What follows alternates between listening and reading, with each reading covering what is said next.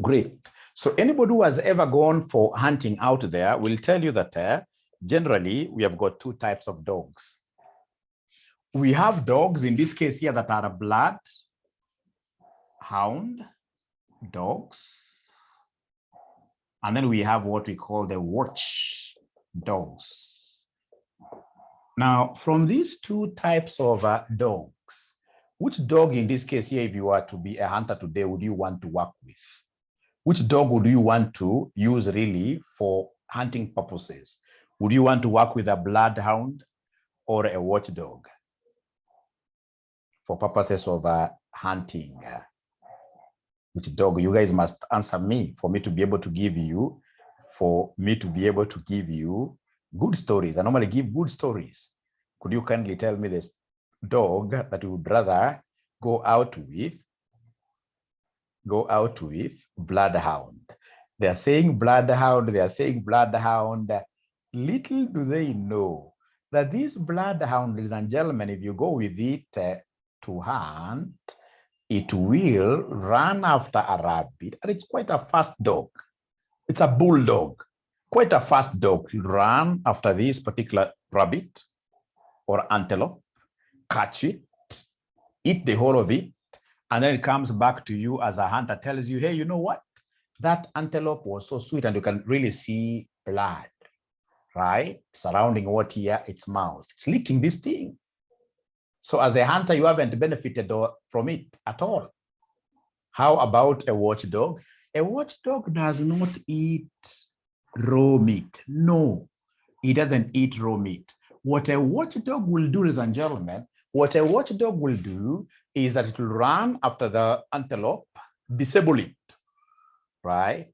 For example, in this case here, hit it right on its legs. And this thing, of course, will now go down. When it is wounded down there, it can't run any further. This watchdog will come and, of course, inform the hunter, tell the hunter, you know what? That antelope that you saw me running after too fast is sleeping somewhere there. Come, get it. So the hunter goes there, gets it, goes home with it, cooks, and gives the watchdog its fair share. So again, after my little story, between the two types of dogs, which one is a better dog?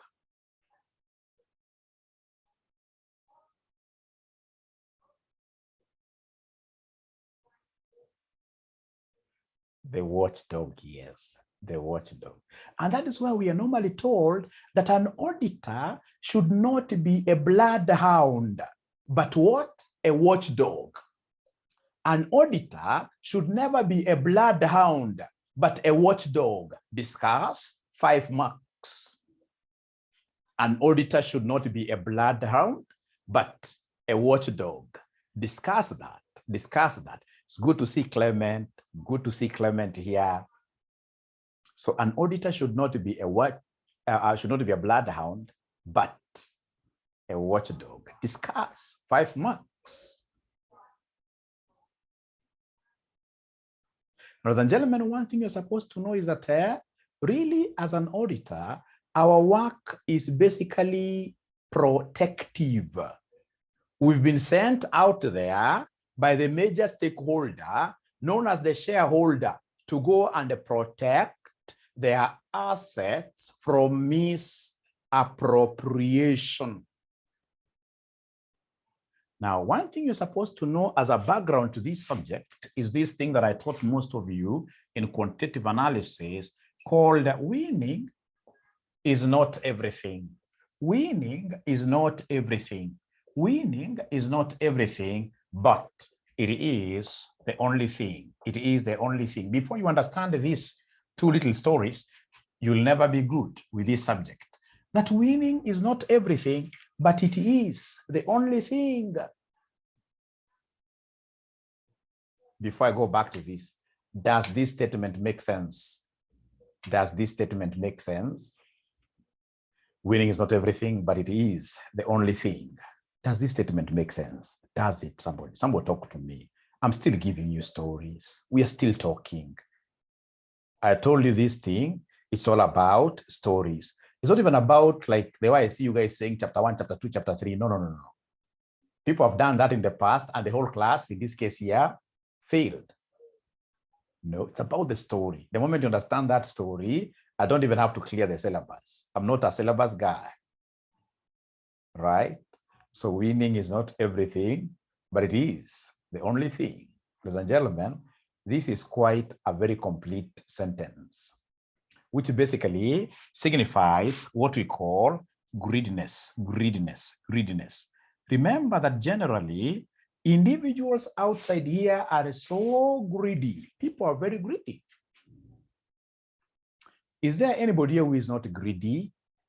Is there anybody here who is not greedy? Anyway, Rosafi, anybody who is not greedy? Is there anybody here who is not greedy? I'm happy because the number is really increasing. There are 40 people. I mean, quite good. Good, at least halfway. Is there anybody here? In this case, atasema mimi sina roho black. Mimi ni roho ama ni moya, I'm not so sure. Mafisi tu, sisi sote.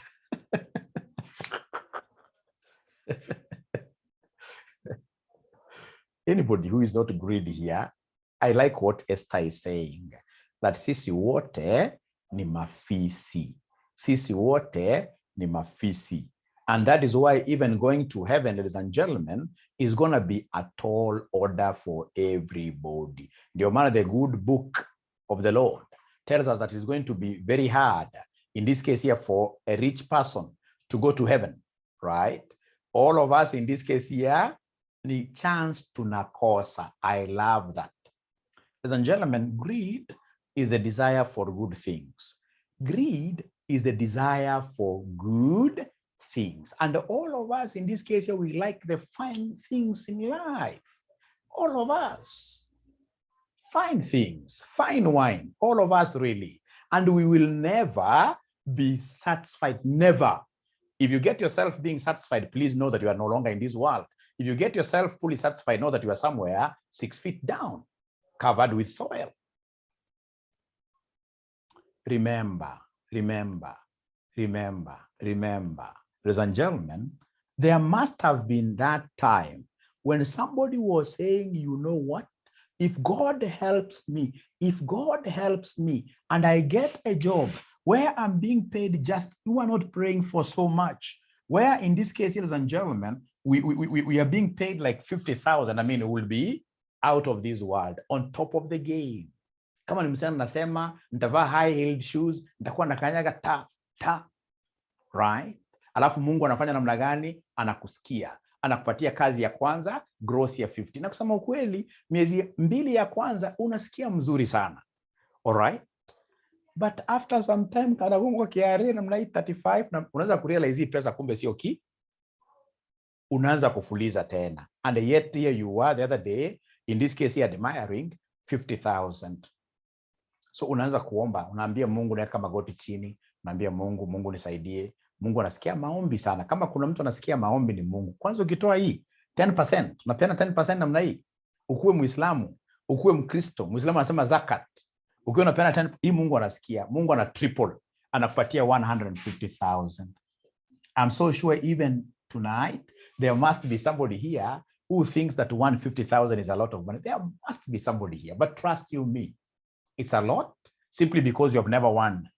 You've never received this amount of money. So winning can never be everything. Once you start realizing, once you start receiving this amount here, it ceases to be a motivator. It ceases to be meaningful. You will still be admiring bigger and bigger things. Ladies and gentlemen, the moment you start getting this, of course, in this case, you will start changing your life a little bit. Now you move from some estates, you go to a little bit upper case estates. Without knowing, again, you realize it's not money. So you pray harder. God listens. God gives you 500,000. For example, now you are a young CEO in a small company. You start getting 500,000. Do you think, ladies and gentlemen, that this 500,000 will be adequate for you? Will this be a panacea for all your problems in this world? If you start getting this amount, will it be a solution? Will it be a solution to everything really that you need in this world? Trust you me, no. This is the time you start seeing that you don't even have good friends around you. Now you would want your friends to be in Dubai or people that you can move around with the whole world. The more the money, Victor, yes, the more the money, the more the problems. The more the problems. So the more you get, in this case here, the more in this case you would want. So, and this is the thing, ladies and gentlemen, that I would want you to understand tonight. That, for instance, we shall come together like 1,000 of us, and these 1,000 people, we say, hey, what do? Let's contribute 1 million Kenya shillings. Let's contribute 1 million Kenya shillings, each one of us, and then we shall be able to raise a fund of 1 billion, a fund of 1 billion.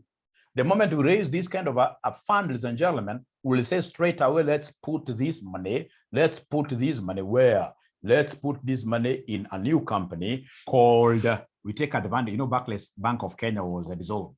We take an advantage of this great name, which has been marketed over the years, and open a bank called Barclays Bank of Kenya, right? This will be quite an easy sell. So now let me ask you a question. This Barclays Bank of Kenya, is it possible for all of us 1,000 to stay at the head office in Nairobi to manage the company? Is it possible for all of us to stay here in Nairobi to manage this company? 1,000 people, is it possible? Is it possible? Is it possible? No, absolutely. That management will be chaotic. Who now will be the senior most among us, these 1,000? The place will be noisy. Everything will be what? Yeah, messy. So then what we shall do, through proper corporate governance rules, we shall say, let's appoint 10 people amongst ourselves. 10 people amongst ourselves in the name of directors to look at the affairs of the 990 people. Now we will regrettably walk home having lost an opportunity of being in this cadre. Go home unhappy. Why are they unhappy? They know that these useless fellas who have been appointed here are not going to work in their interest. Wengi hawa ni ile Kiswahili ilikuwa imeandikwa tumbo lisiloshiba. Right? And really, you cannot blame these 10 people who have, in this case here, gone against their fiduciary responsibilities, protective responsibilities, and turned to be the biggest hyenas who are eating, who are misappropriating assets of this entity to enrich themselves. It's not their problem. There are so many external factors. Remember, we have got quite a lot of pressure out there. Like I have currently very many of my friends, even where I work, like the other day, some lady was asking me, how can you take your daughter to Molo Academy? How can you take your daughter to Molo Academy? Is it money that you don't have? Because most of them, where have they taken their kids? Nova, Pioneer, etc., etc. But you see, now I'm looking at this thing. You will take yours here. Mine will go to Molo Academy. Yours here, especially if they have a branch where they are doing KCSE, KCPE. Yours will be pumping in like they pay about 600,000 a year. Mine has expenses, and the expenses are quite huge. At times a kid will come from here and then they tell you, you know what, Daddy, we are required to go to Israel. And you see, now going to Israel means what? That you put your hand in your pocket and finance this, because that kid can't be left home alone. You know, it's a group thing. They have to go together. So the kid can't be left home alone. So in this case, you are pumping like 600,000 plus other expenses every other year. And I'm so sure. Mine, I pay Molo Academy, I pay how much? Is it 19,000 per term? Yes. 19,000 per term, yes. 19. But surprisingly, your kid will get 380. My kid will get 420. Right? But you see, the concept is this. Ladies and gentlemen, that we have people out there who are really putting you through a lot of pressure, and here you are being foolish. You would want to shine more than all your friends. At the end of the day, what will you do? You will start stealing. Ladies and gentlemen, if you look at what we call the fraud triangle, we have what we call the fraud triangle. Fraud triangle looks like this. One of these corner is what we call, what pushes you to think of engaging in fraud is what we call pressure. Pressure, the motivation, pressure.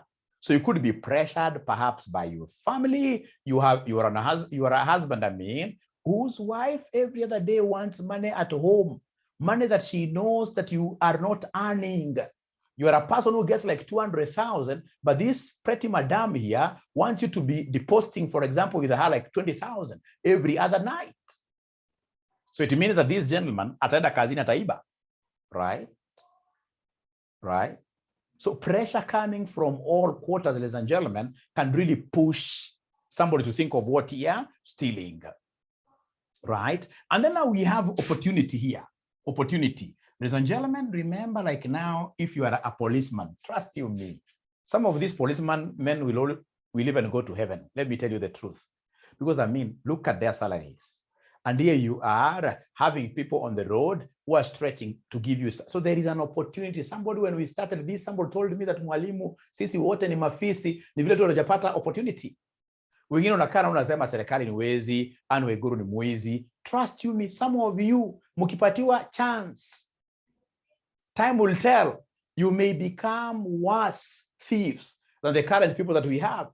So opportunity has to be there, opportunity. And then lastly, we have what we call rationalization. And ladies are very good at this, rationalization. So utapata mtu kwa mawazo yake, yeye anaanza kusema, unajua nini, hata nikiiba sijafanya makosa. Sababu gani? Huyu jamaa anaandapay mimi. Huyu anaandapay mimi. Right? Ati wacha tu niibe hii peke yake leo, siku zingine nitawacha. So unaanza kurationalize. Ati sio mimi peke yangu kwa ofisi nafanya hivi. Right? Ati nisipoiba na hawa naweza nikauawa. So you start rationalizing, and as you rationalize, now automatically you will make stealing part of your traditions.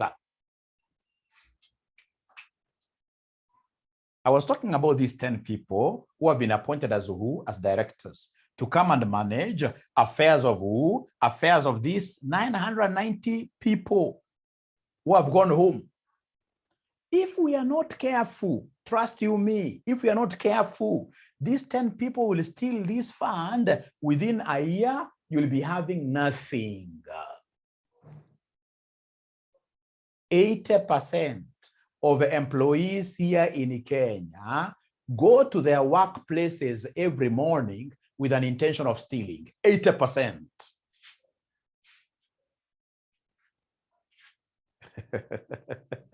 Ukweli ama uongo? Ukweli ama uongo? 80%. Na unapata hata wengine unafanya maombi, unasema Mungu nisaidie. Mungu nisaidie iwekwe vibaya. Mungu nisaidie usupplier akija kuchukua cheki yake aniachie kitu. Now at times you know that most of these suppliers really go through hell for them to be able to accumulate capital to supply. Some of them are making losses because they borrowed monies where they are paying from Shylocks, where they are paying interest up to the tune of 20%. And here you are squeezing something out of them. It's quite unfortunate. But most of us, because of lack of knowledge, because of the kind of a spirit that we have in us, we always think that everything is okay. We are trying to do what it's right. No wonder your son comes at home every time. They tell you that, you know what, mommy, I'm number 57 out of number 59. Paka CBC na warumia hakuna saa kugrade.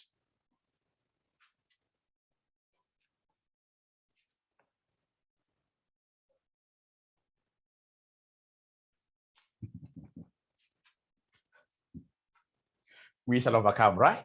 We shall overcome. Now, ladies and gentlemen, listen here, and listen to me very well. Now, when you look at this particular thing, we have this Alibaba and the 40 thieves. Alibaba, Mary Muthui is saying she's lost. No. Remember when we started, ladies and gentlemen, what did we say? We said, today I'm only giving you stories. Today I'm giving you stories. Do we agree about that? Do we agree about that? Do we agree about that? I have to start from somewhere. Do you agree about that? We agree, and you like it. Don't even ask which topic is this really. Don't ask. At the end of the day, everything will make sense. You listen to my stories. Listen to my stories. At the end of the day, everything will make sense. Now here we have the 10 thieves. in the name of who? Directors who are messing up. Look at, for example, our SACCOs. Our SACCOs, ladies and gentlemen, are, ladies and gentlemen, on their knees simply because of what here the thieves, the Alibaba and the 40 thieves, right? 10 thieves. So now we have these 990 like that. So these are 990 investors would want to put safeguards that will ensure that even if these guys here, agents here, they are agents still, they don't steal to the extent of putting the company's going concern under jeopardy. No. So they want to put safeguards. Among the safeguards that they are required by law to have is appointment of an auditor. Appointment of an auditor. And we must ensure that the auditor we shall appoint will not become part and parcel of these thieves. We must ensure that the auditor is independent. And that is why all definitions of the word auditing or auditor, we normally say that an auditor is an independent.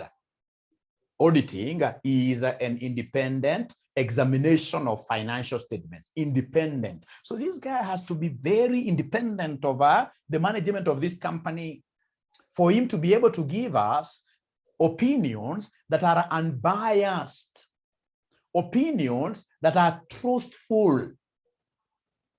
So the auditor must be what here? Somebody must be independent. And how do we get to tell that for sure this auditor is independent? Remember, the auditor can only be said to be independent kama yeye ni baba musafi. Can only be said to be independent kama yeye ni baba safis. Safis. Very, very important. So when we talk of safis, ladies and gentlemen, the independence criteria, this S stands for who? This stands for self-interest. Self-interest. This A stands for advocacy. Advocacy. This F stands for familiarity. Familiarity. This I stands for what here? Intimidation. Intimidation. Intimidation. Intimidation. This S stands for what here? Self-review. Self-review. So every time they talk of the auditor being independent for purposes of him, giving us unbiased opinion regarding yes, ladies and gentlemen, whether the financial statements we're keeping here are true, stroke fair, then we will audit lazima kuwe namna gani baba? Surface like that.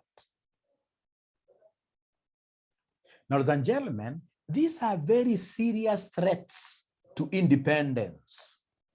Assuming that this auditor here is called Susan, CPA Susan looks a nice name. So assuming this is CPA Susan happens to be married, this is just an example, happens to be married to the CEO of Safaricom.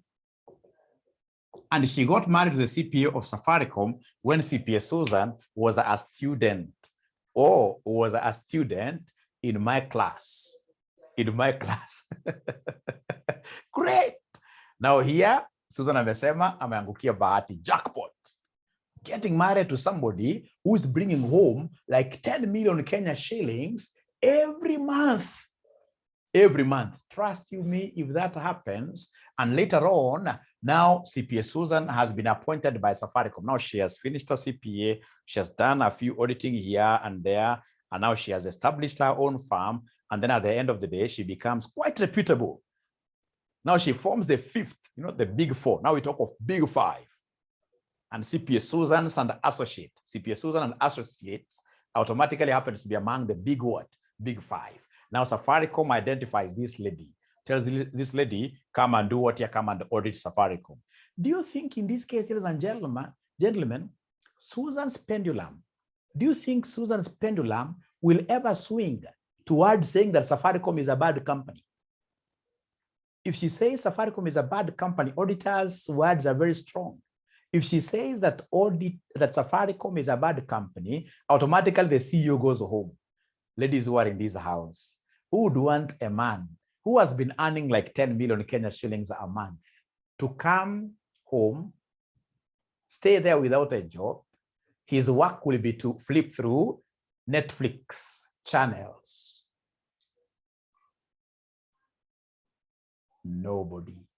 It means, ladies and gentlemen, that Susan's pendulum will be, in this case here, swinging towards one direction. One direction. Saying what? That Safaricom is a good company. Safaricom's financial statements are okay.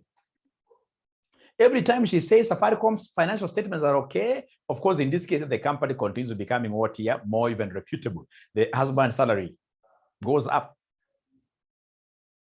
Not forgetting the concept of what here, bonuses. So she has an interest to protect.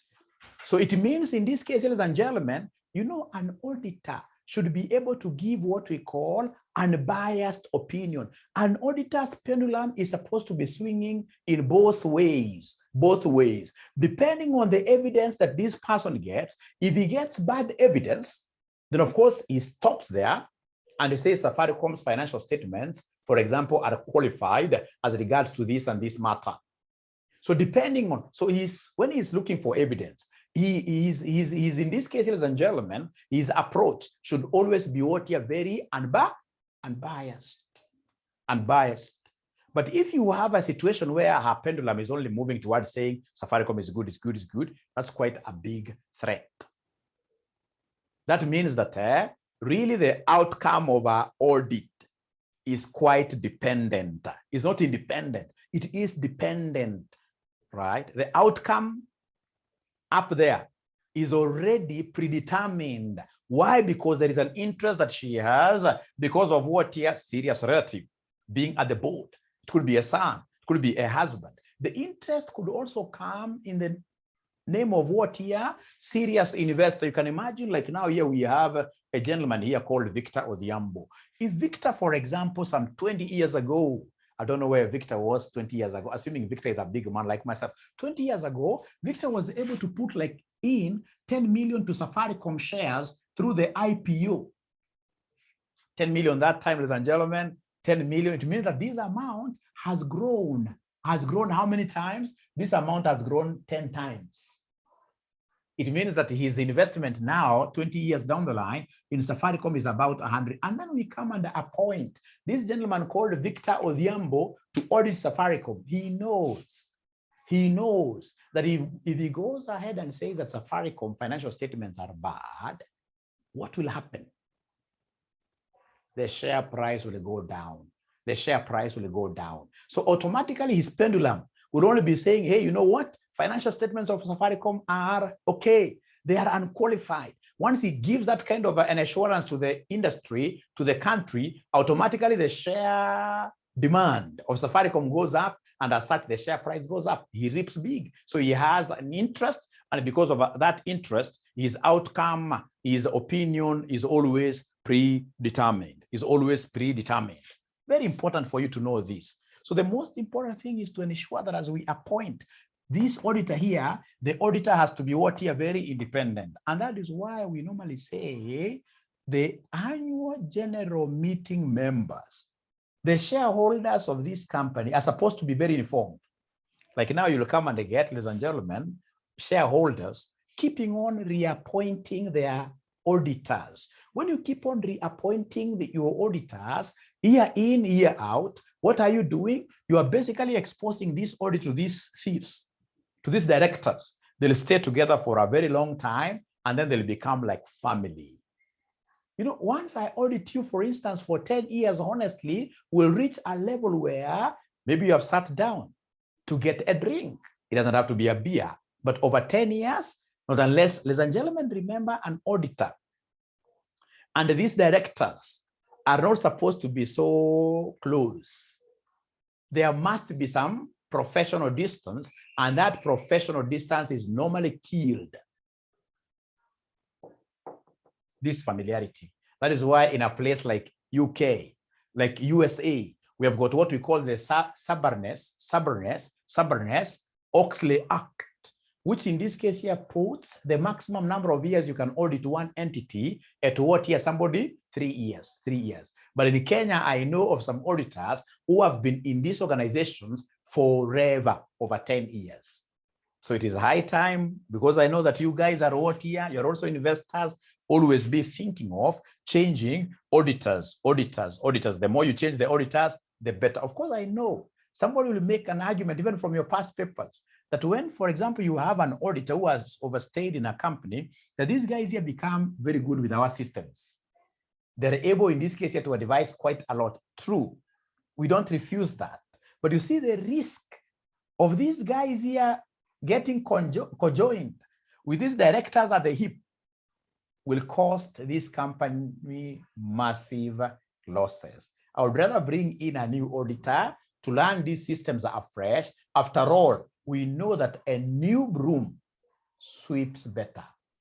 A new broom, so long as you give them an enabling environment, a new broom sweeps what here? Sweeps better. Sweeps better. So the same happens with this intimidation. One time, for example, the auditor came to the audit committee and told the audit committee, you know what? One of the directors came and put a gun on my head, trying to influence my outcome. If there is any indication of an auditor who is under undue pressure, that's an auditor who is intimidated. That auditor should be removed from that particular what year engagement. Because if you continue with that auditor, ladies and gentlemen, who is so much under undue pressure, then he can only survive in that environment if he keeps on saying that this particular company is what here is good. The same case with self-review. How does self-review, when CPA Susan comes to audit Safaricom, Safaricom be able to identify that this lady has got more to offer other than auditing? Remember, an auditor is an all-round professional. He can do matters tax, he can do a lot of consultancies. So, ladies and gentlemen, when in this case here, this lady comes here, of course, through advisory, chances are she'll be given to compute tax by this particular company. So she's being given an audit engagement. So when you are given an audit engagement, there is no problem. This lady will finish doing her computations. That computed tax will find its way to the financial statement. So in the financial statements, in the income statement, you will see the tax for the year. For example, the tax for the year is 10 million Kenya shillings. Ladies and gentlemen, listen and listen to me very well. The lady, of course, having finished computing this figure, will insert it there. So all the financial statements are given to the directors. The directors sit through a board resolution. They are able to pass a resolution saying that these are our financial statements and we own them. And once they have passed such a resolution, the same financial statements now are given onward to the auditor for purposes of what year? Auditing.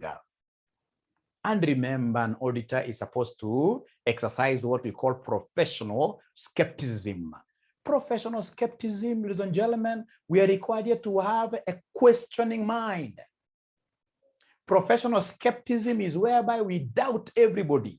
When they give us evidence, we tell them, you know, this evidence you have given me is so nice. But especially when it comes to us from internal sources, even if it's nice, always ask the directors or whoever was given you an internal evidence information, ask them to put that evidence in writing. Wakisikia, nipatie a management representation. It's called a management representation. Wengi kama ni uoga wanaogopa sana kuandika. Wanaogopa sana kuandika. So tell them, give me this, right? And the professional skepticism, when they come and tell me that, you know what, this was the depreciation of us, of our PPE last year, I'll tell them no, or rather fine, let me recompute again this figure. Now, ladies and gentlemen, listen, I'll be able to be very skeptical with the other components. Like with sales, I'll be very skeptical. I would want to get sufficient, appropriate audit evidence to be able really to ascertain that the sales figure that I have is correct. When it comes to cost of sales, the same, because I've never seen this figure before. But now look at this. When it comes to tax, who computed this tax? It's me, the auditor. When I reach here, actually I'll smile because I know that I'll not be able to do any work here. I can't doubt this. So I drop my skepticism down. Even if I was to audit this figure and then I realize it is wrong, there is no way I will be able to do what here. There is no way I'll be able to issue. There is no way I'll be able to even alert the management that this figure was wrong. Why is that the case? It's because of a self-review, relooking at the work, relooking at some job that are done earlier on. It's a big threat. It's a big threat. It's a big threat. Ladies and gentlemen, kabla niendelee na story yangu, kwanza paka hapo tuko pamoja kweli? Kwanza paka hapo tuko pamoja kweli? Paka hapo kwanza tuko pamoja kweli? Please pia muulize maswali. Remember, we are not studying any topic. I simply want you to get a background of this subject. In a way, hata ukienda kwa any interview, people will know that this is a very bright person I'm dealing with.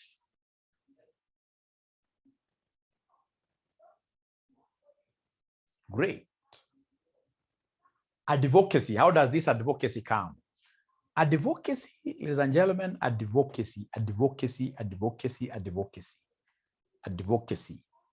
Kama ile wakati wa IEBC ile ya kitambo, ile wakati Jubilee walikuwa kimoja. Sikia Jubilee pamoja, right? Na wale wajamaa wengine pia walikuwa pamoja pande ile.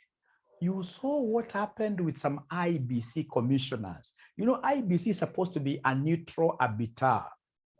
They are never supposed to take sides. But you guys must have seen some commissioners who came point blank and went to the side of the president, right? So meaning that these guys had shown the public who they were supporting, whose advocate they were.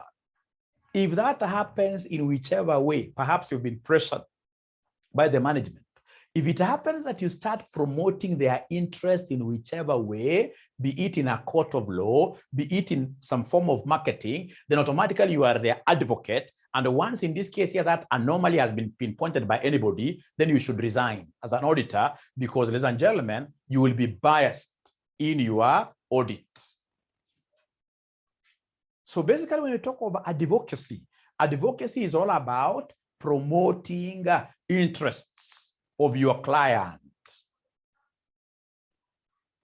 Like now, if you look at our college, RCM Online College, I mean, I want to believe you're the biggest college. I mean, which other college can be having like 150 students over AFM? It's only us. Nobody, even since I started teaching those long old days at Visions many years ago, I've never taught one classroom that has 100-something students. How are we getting these students? It's because of some of you. Some of you are my friends on Facebook. So you go to Facebook and you keep on doing what you're sharing. So assuming that RCM Online College in future becomes a massive institution, and I'm really praying it's going to become a massive thing. So if you are sharing my post, Jacqueline Cherono, if you are sharing my post straight away, the public automatically knows where your stand is. That you and the RCM, nyini kimoja. So the public knows in the past, you've been promoting our interests. So in the future, when we give you an opportunity to audit us, even if you find a problem at RCM Online College and you start telling people out there, people can't even believe you. I mean, they know that you and RCM Online College have been walking on the same path, holding hands. You have been our advocate. So automatically you should be able to disqualify yourself. And I'm not saying that to have some of you, in this case, ladies and gentlemen, stopping doing what here, market, no, you should market Mwalimu even more, because you guys are thinking even beyond what here, you are thinking beyond audit. There are so many things you can do together. Thank you very much. Now, remember, this auditor is not supposed to be a bloodhound. Now, listen, you will realize that you have gone to these directors. These directors, in this case, are supposed to be checking on their affairs, and then you report back. You'll go there, you realize that these directors are telling you that, you know what? We have stolen 100. You don't even have to audit us. We are telling you the truth. We have stolen 100 million Kenya shillings. The question will be, you as an auditor, you as an auditor, you as an auditor, the question will be, you as an auditor, are you going to be a bloodhound, or, and I want you to be very honest in this, or a watchdog? What kind of a dog are you gonna be? You know, a bloodhound will come, see, in this case here, the loot is 100 million, and they laugh, first of all, their hearts out, saying, hey, you directors, you are the best people in this world. All right. And then, of course, you start, in this case here, asking for what here? Your share. And when they give you a share, for example, they give you like 30 million Kenya shillings, you will go back to the AGM. In the AGM now, you will even say glory to God for having given this company very good water directors. Please re-elect back all the directors. That will be your language. That's a bloodhound. You are coming, in this case here, with your mouth, ladies and gentlemen, in this case here, covered by blood. The 30 million Kenya shillings, you are leaking all over. Even your weight changes. Or will you be a watchdog that will come and realize that these guys, ladies and gentlemen, have done a big mistake. And then, of course, they know that they don't even have to wait for the end of the AGM. The moment you have gotten something that is quite material, is a material theft, you can come and ask for a special AGM and report this matter to the directors. What kind of a dog will you be? Could you kindly be honest to me? Are you gonna be a bloodhound or a watchdog when will be an auditor in this kind of a circumstance? Tell me the truth. Tell me the truth. Tell me the truth. They are not talking to me. They are not talking to me. They are not talking to me, and I'm almost finishing. They're not talking to me. Yes, Stephen Guga, I'm only giving students here stories. Nancy wamesema wote ni watchdog. Wote Jendros, Jendros, my friend. Great. I think the only student mwenye amesema ukweli kabisa ndio Jendros, amesema atakuwa bloodhound. Sahi na 30 million, David, honestly. Sahi na 30 million. Yani utasema enyewe roho ilitaka kabisa kukataa, lakini mwili ikaniforce. So, ladies and gentlemen, so when we talk of an auditor being a watchdog, this is something that you are really supposed to be looking at now very, very objectively. The other day, I went to Milimani Law Courts just to see what happens in the anti-corruption courts. Now that I've started teaching this course called CFFE, Forensic Fraud Examiners. And then I realized, ladies and gentlemen, that if you guys are not careful, in the next 10 years, if here we are about 50, in the next 10 years, over 20 of you will be in jail. Nishindwe.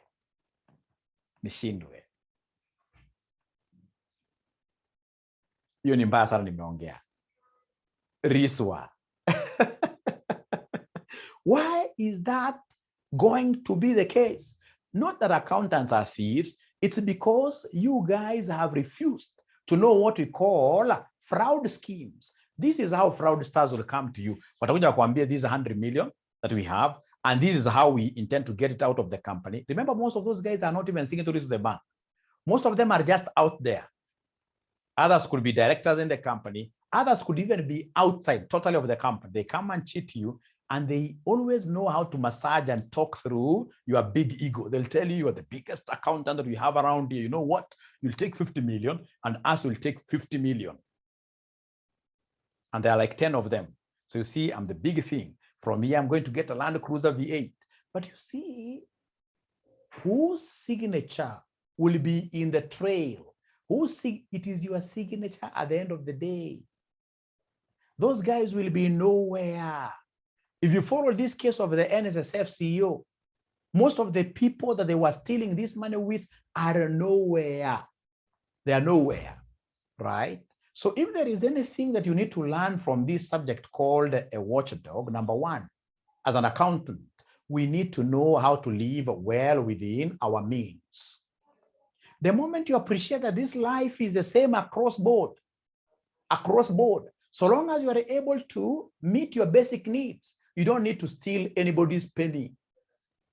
Like when I went, ladies and gentlemen, to the Milimani Law Courts, amongst the people that I really sympathized with are suppliers. Most suppliers right now are being taken through hell by the money laundering authority, by KRA, by EACC. So serious. And you see what people do outside in the central government. They'll tell you, you know what, I've always been told this, I've always been given these opportunities. They'll tell you, you know what, you bring 10 million Kenya shillings, right? Here is the tender. And in this tender, of course, you're supplying air. And because you're supplying air, you remain with 40%. So they give this tenderer, the supplier, they give the supplier 4 million, and then this 6 million, the poor man returns this to the people in government. This is the worst mistake you can ever do. Number one, you know that because you've supplied air, you don't have any invoice, ETR, invoice, to support any purchases. And you know how KRA is handling these matters nowadays. If you don't have support documents, the entire thing is taken to your P&L as profit. So the first thing they'll want from you is 30% of this amount as what here somebody as income tax, 3 million. Number two, because of stupidity, you never even, ladies and gentlemen, paid VAT, another 1.6. And now when you put this with the accrued penalties and interest, it becomes a behemoth of a liability that you can never meet. So the only way out is for you to go and become what here, a guest of the state. That is why mimi hata utawahi niona ati nimesupply government. Sisemi ni mbaya lakini sitaki. Hata training ni ngumu sana usikia ati mwalimu atemeanza kukimbilia ati training government. I don't want. Me I would rather do yangu niokote yangu kidogo ya 3-5 right? Nikule maisha marefu because I know what happens at the end of the day. And remember, even for this guy to, after you've taken in, you'll not even get this amount here. Kuna accountant hapa anataka kidogo, kuna mwingine anataka kidogo. Wewe unajifurahisha kidogo uanze kuendesha Kasubaru kaze hapa miaka 2, but at the end of the day things are going to become very rough on you. Things are going to become very rough on you. I'm not discouraging anybody, but please, when you get into these deals, tell these people who are giving you these tenders that we have got what we call income tax. Tell them, first of all, you don't want to supply air, right? Do in this case here your mathematics and really get to agree. Agree that if it's 10 million, 7 million is going to the supplies, so my profit is 3 million. 3 million. Kwanza kabla kusema kugawana, kwanza tutoe 30% because me I must remit tax. Naambia namna hiyo. And it's very important that you remit tax. Nowadays with iTax, always run away from these things, ladies and gentlemen. All right? I must pay this. I must pay VAT. Now, ladies and gentlemen, kusema ukweli, do you know, when I'm giving you this story, do you know of some people already who are victims of this? Is there anybody who knows somebody out there that perhaps could be a relative, especially in the construction industry, who is a victim of this thing that I'm explaining here? Very many. Very many. Very many. Very many. You'll be surprised. Those guys are many out there. There are many out there. There are many out there. Right?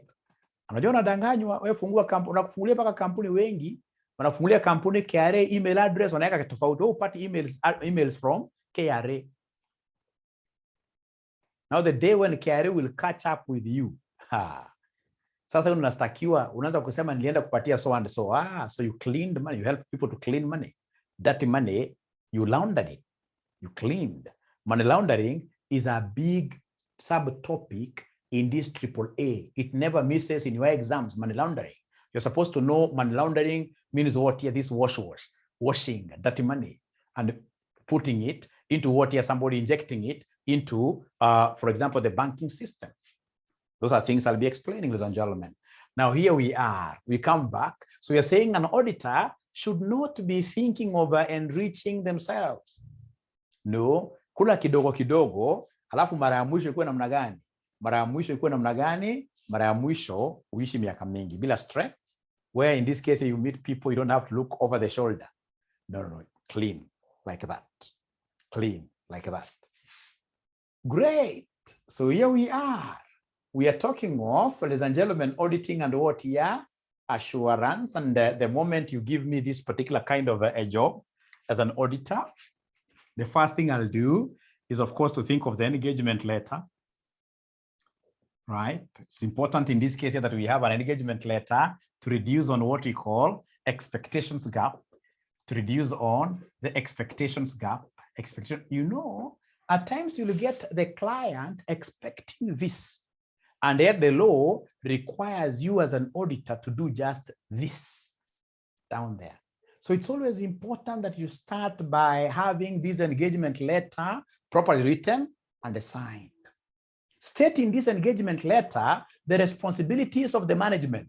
The management will think that the moment they're brought in an auditor, the auditor will be able to prepare financial statements. The auditor will be able even to cook. Will be able to cook what here? They'll be able to cook even figures to enable them prepare. No. Put down everything. Responsibilities of the auditor, responsibilities of management. In this case here, the fees, right? ETC, very important. After that, ladies and gentlemen, of course, as an auditor, once I just get this signed, the next thing I'll do next day is to come to the office, right? And before I go to any other place, I must sit down and carry out what we call an entry meeting. Entry meeting is so important. We have entry meeting, we have exit meeting. So entry meeting is so important. Entry meeting, the first thing you need to do in this entry meeting is to read out the engagement letter. Insist on the responsibilities of the parties. Ask to know who is the chairman of the audit committee, because in most cases, you'll be dealing with the chairman of the audit committee. Get to know who the chief finance officer is. Get to know if they have these systems like ERP, because these are system-based nowadays, system-based audit. Get to know the ICT personnel, right? You must have that organization's structure, all right? Because I mean, you're going to get this information from people out there. Now, ladies and gentlemen, listen and listen to me very well. Once I've done that, I'm trying to understand my client now. I'll go to the ICS. ICS is what we call internal control systems, so that I can be able to know what kind of audit techniques, what kind of audit plans, what kind of audit am I going to do, all right? So under ICS, I would want to know how strong this ICS is, how strong this ICS is. Remember, ICS is supposed to be an umbrella that is supposed to protect these books of accounts from being rained on, Not the normal rain. It is the rain of these greedy people who will never be satisfied. Wanaiba kama ni reli, paka wanaiba line ya reli. Ile railway. Wanaiba kila kitu, right? So as an auditor, I would want to really appreciate what type of ICS, what type of umbrella are they using, ladies and gentlemen, to protect the company's resources. So if, for example, I realize that the umbrella is very strong, that the ICS is very strong, then I'll be able to place reliance. And when I place reliance, it means that I do little work. I do very little work. Doing little work means what here? When the ICS is strong, I'll place reliance on it and I do little work. Do little work, yes. Do little work. Ladies and gentlemen, listen and listen to me very well. Little work means what? It means that I'll be doing small sampling, less than 30, because the company, regardless of how huge it is, if their internal control systems are strong, then straight away, I will be sampling like 20 vouchers because the internal controls are strong. What if I come and realize that these are the books of accounts, and this is the umbrella that these guys have decided to do what to use. For example, like, ladies and gentlemen, like myself, I'm quite big. And then you get me out there during rainfall days, myself holding my umbrella, my daughter's umbrella, young daughter, which can't even barely cover my head. It means that I'm a madman. It means that if the company is doing this kind of a thing, ladies and gentlemen, I'll not place reliance on the company's ICS. And if I won't place reliance on the company's ICS, it means that I have to do a lot of substantial work. Substantial work is what we call the substantive tests. The substantive tests, there are 5 of them. We normally talk of R, A, E, O, U, like that. Substantive comes from the word substantial. I'll always do these substantive tests, ladies and gentlemen, whenever this ICS looks funny. So R stands for what here? Analytical procedures.